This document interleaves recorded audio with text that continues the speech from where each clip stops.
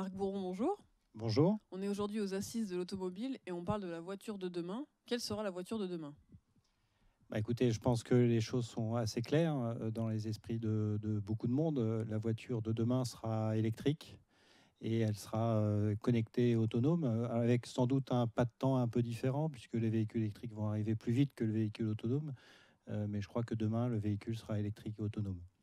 Et alors, qu'est-ce que ça suppose et qu'est-ce que ça va engendrer en termes d'infrastructure? Alors, pour le véhicule électrique, la part de l'infrastructure est essentielle, avec la mise en place d'infrastructures de recharge électrique. Si on regarde le côté, on va dire, milieu urbain, les choses sont assez simples. Il ne faut pas nécessairement des bornes de recharge très rapides. Néanmoins, il faut en installer beaucoup à son domicile, à son travail, sur les parkings. Le frein, il me semble, au développement du véhicule électrique réside plutôt dans les trajets longue distance, avec le fameux problème d'autonomie. Et donc, on doit trouver un moyen de recharger très rapidement son véhicule. Évidemment, il n'est pas envisageable de rester 2 heures sur une aire pour attendre que le véhicule se recharge. Et donc, en partenariat avec des acteurs allemands notamment, ou d'autres européens, Total par exemple, on déploie sur nos réseaux des bornes de recharge dites ultra rapides qui permettent de recharger son véhicule en 10 minutes. Donc, cette technologie existe déjà. On peut déjà recharger en 10 minutes. Oui, oui, tout à fait. D'ailleurs, pas très loin d'ici, nous avons déjà des stations de recharge de 350 kW qui permettent de recharger son véhicule en 10 minutes.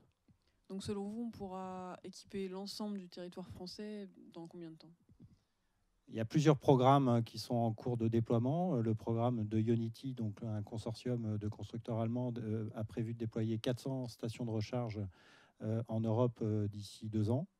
On a déjà mis en place quelques bornes sur le réseau de l'autoroute A11, hein. Donc, à mon avis, d'ici 2-3 ans, la plupart des aires de service, il y en a 350 en France, sur les autoroutes, seront équipées de bornes de recharge rapide.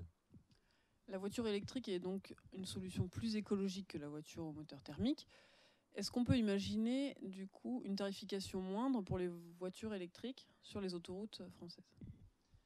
Alors, actuellement, il y a plusieurs prix. On a des bornes EDF, on a des bornes Ionity. Les bornes Ionity, c'est 8 euros la recharge, avec néanmoins un système d'abonnement. Je crois qu'il faut comprendre que le marketing autour de la recharge sera totalement différent que que celui des pompes à essence. On sera plutôt sur un système d'abonnement téléphonique où je serai abonné à un tel opérateur. Je pourrais quand même aller chez un autre opérateur, je paierai sans doute plus cher.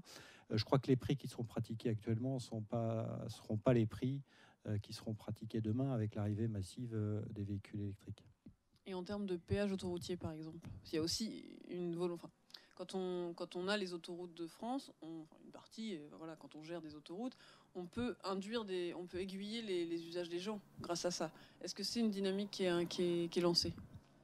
Je crois qu'à partir du moment où sur les autoroutes, on est très proactif dans le déploiement de bornes de recharge ultra rapides pour supprimer ou pour gérer le point de friction des trajets longue distance, on répond à un besoin et donc les gens vont, s'ils veulent faire des trajets longue distance, devoir aller sur autoroute pour pouvoir faire ces trajets. Merci beaucoup. Merci à vous.